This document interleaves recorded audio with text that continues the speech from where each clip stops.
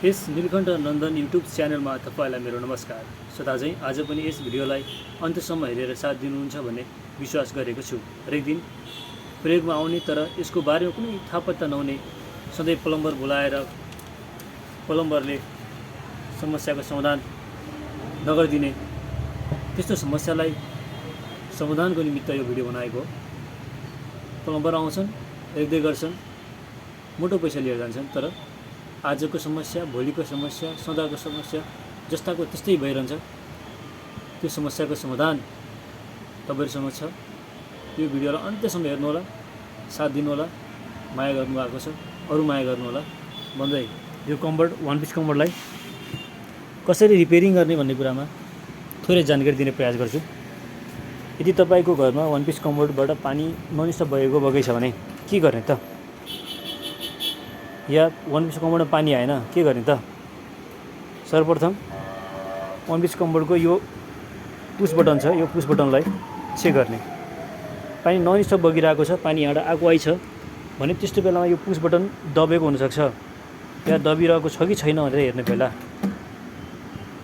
अब यो अगाडि जस्ताको त्यस्तै देखिरहेको छ, पुस गरेको देखेको छैन, दबेको देखेको छैन भने यसलाई खोल्नुहोस्। खोलेर यो नटलाई यसरी हेर्नुहोस्, यो भित्र यसरी दबेको छ कि छैन। माथि पुस स्प्रिङ बिग्रेर पुस भएको नदेखिए पनि, यस्तो देखिए पनि यतापट्टि पुस भएको हुनसक्छ। यो ठिक छ, सबै ठिक छ भने यसलाई छोड्नुहोस्, यसलाई तल राख्नुहोस्। अनि यो वान पिस कम्बर्डको बल्कक, जस्तो यो पुस बटन छ, बटनबाट भित्रको यो पनि पुस बटन नै हो, बल्ककको पुस बटन। अहिलेको माथिको ढक्कनको पुस बटन भयो, यो चाहिँ बल्कको पुस बटन है। यसलाई चाहिँ दबाएको छ कि छैन, यो दबिरहेको छ कि छैन यसलाई चेक गर्नुहोस्। यसलाई लेफ्ट साइडतिर यसो मोड्नुहोस्, मोडेर यसरी मोडेर सट्ट माथि तान्नुहोस्।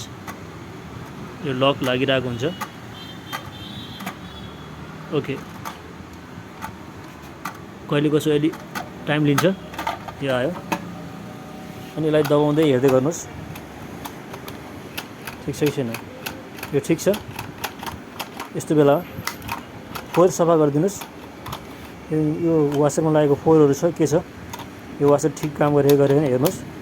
अनि फोहोर सफा गर्नु भने जस्ताको त्यस्तै फेरि यसलाई लिएर यहाँ जोडिदिनुहोस्। यसको लक हुन्छ, यहाँ देख्नु भएको छ लक, सानो लक। यो लकसँग भित्रको लकसँग म्याच गराउनु पर्ने हुन्छ। यसलाई यसरी फेरि लगेर लक गरिदिनुहोस्।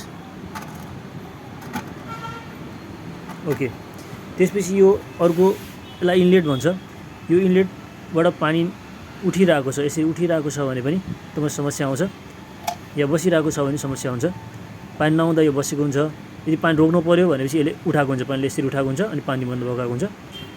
यसलाई इनलेट भन्छ। यसलाई कनेक्सन पाइपबाट यहाँबाट जोडिएको हुन्छ। यसलाई यहाँभित्र जाली हुन्छ, यो जालीलाई पनि खोलेर हजुरले सफा गर्न सक्नुहुन्छ। यो यहाँको समस्याको समाधान यही हो। यसमा अरू केही पनि छैन। नर्मली यति कामको लागि प्लम्बर आएर मोटो चार्ज लिने गर्दछन्।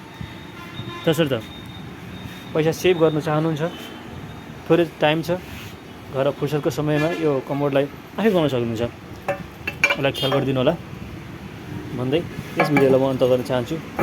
अन्त्यसम्म हेरिदिनु भयो त्यसको लागि धन्यवाद। जय नेपाल।